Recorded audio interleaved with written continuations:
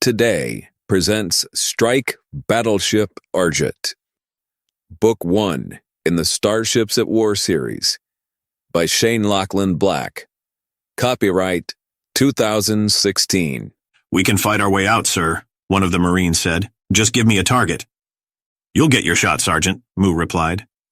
"What can we do from here, Engineer?" Hunter asked. "I can restart the mains and power up the ship in about 20 minutes if we ignore the checklist, sir. But with respect, where to?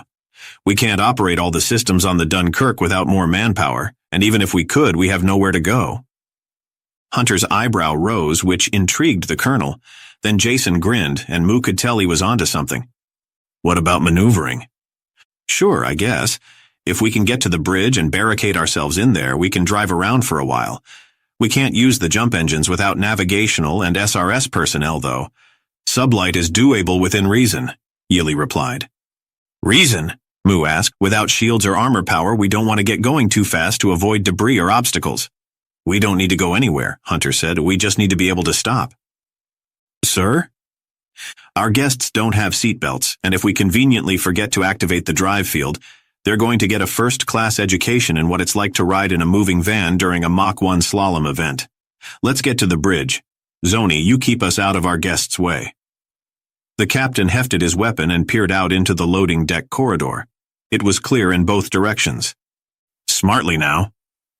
Hunter slid up the airlock corridor quietly and took a cover position at the junction with the cross-tunnel that led to the Dunkirk's magneto-lifts. "Nothing on this deck, sir," Zoni said quietly over the squad comlink. "Watch our back, Mu," Hunter said. "Affirmative, Skipper."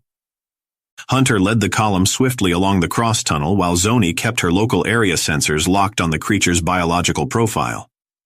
"What about the lifts, Yili?" Hunter asked. "They have auto-power systems, sir. They'll run off the batteries without any extra work." "Outstanding." Hunter stopped at the airlock deck core structure and looked around with his helmet lights. The ship's interior was beginning to show signs of condensation. Water vapor in the residual atmosphere was gathering on flat surfaces and cooling to a liquid state as the internal temperature fell.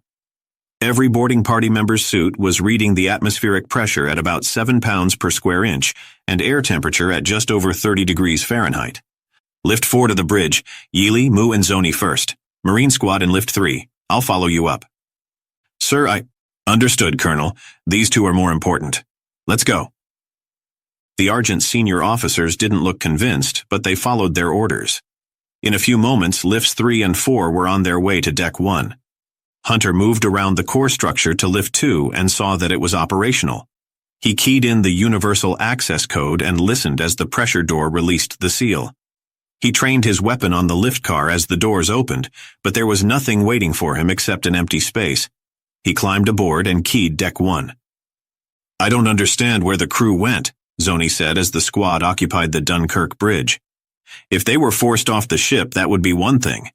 But how do you get 170 people to involuntarily abandon ship?"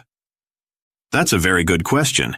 There wasn't much of a fight because I haven't seen a single mark anywhere on this ship," the colonel said as he directed his squad to take up defensive positions at the 2 bridge entrances. He keyed his comlink. "Skipper?" Zoni and Yili set to work reactivating the strike cruiser's systems. The first priority would be to generate a position report and get at least auxiliary power operational. As long as all the control systems were in place, it wouldn't take long. An entire Marine squad guarded the 2 officers and the bridge while they did their vital work.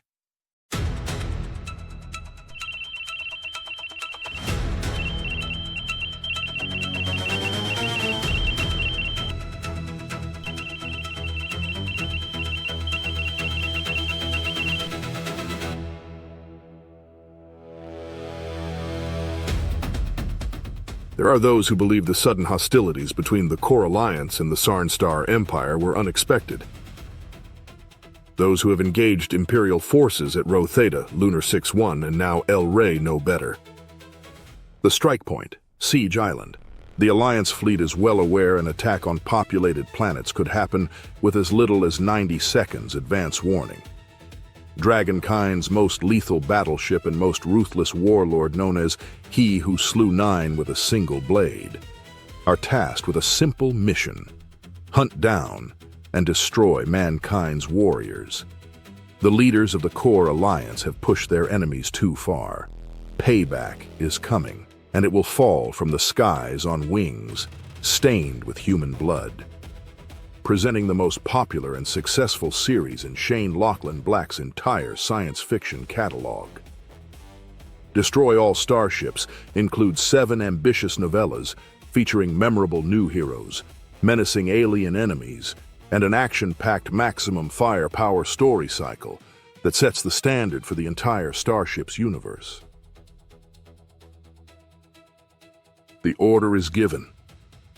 This time it ends in victory or annihilation.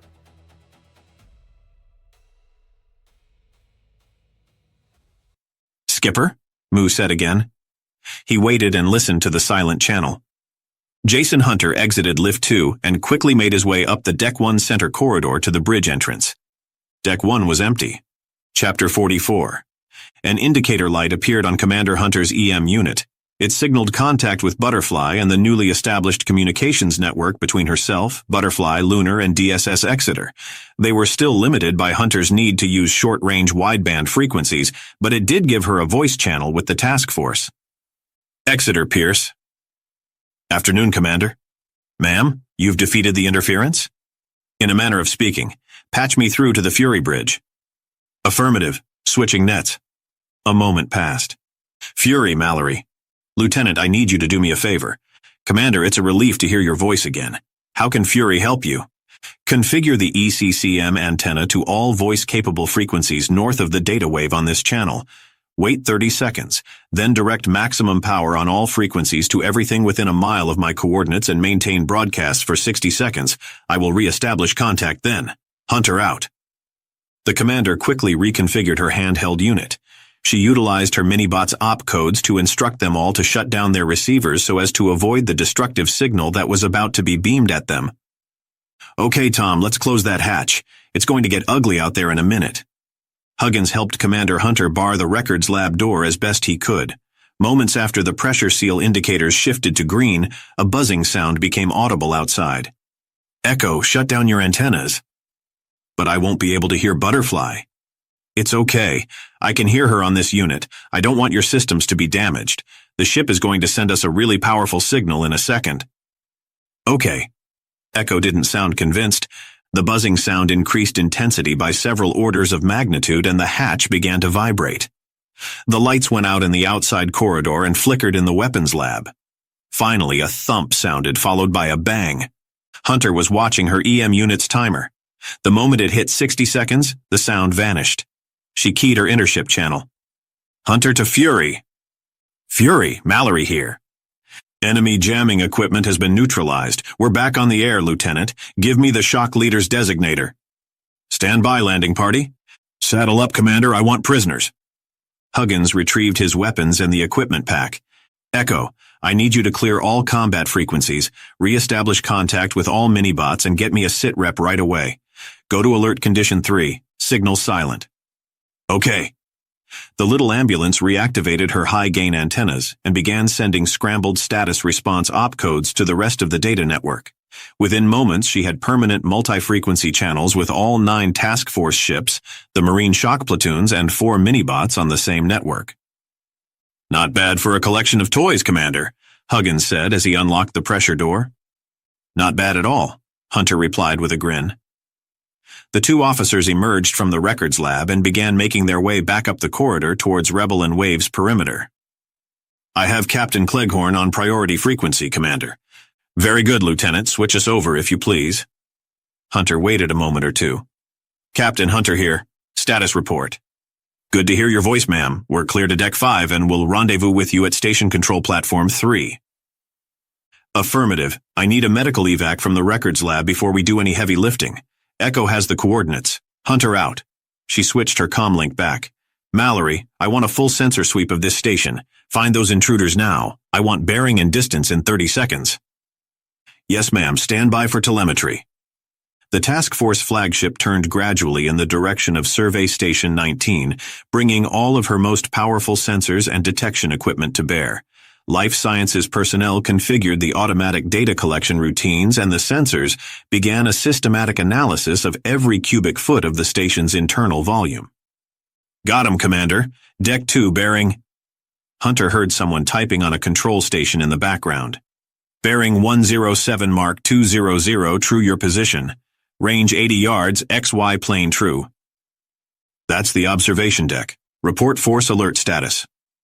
"All vessels are maintaining general quarters per your orders, ma'am. Watch for sudden appearances of enemy vessels. Under no circumstances allow enemy personnel to evacuate this station or any ship to approach it." "Ma'am, we have negative contact with unauthorized personnel aboard the station." "Say again, Fury?" "They're gone. Previous contact is no longer showing up on the scope." "Give me a contact scan of the station perimeter quickly."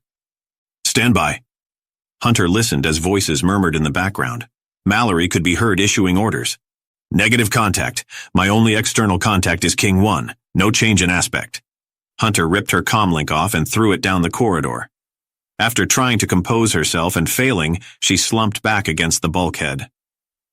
The minute that jamming equipment went south, they ran up the stairs to Deck 2 and vanished, she sighed. "We almost bought the farm for nothing." "Maybe not. We did get the records and sensor data we came for. I wouldn't be surprised if we can glean something useful from all the data we gathered during the fight." "I hope so.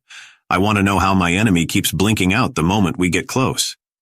"It is a mystery," Huggins concluded. "I don't like mysteries, Commander." Chapter 45. After doing what he could to find his crew, Captain Hunter set about to analyzing the Dunkirk's communications systems. There was always an outside chance a full suite of communications equipment would be able to do what a tack-suit-based portable system couldn't. He had the power he needed.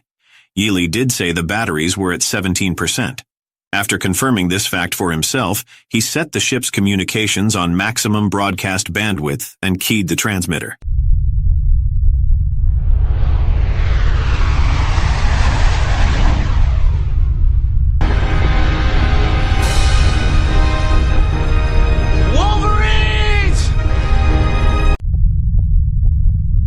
The rest of the story is only one keyword away.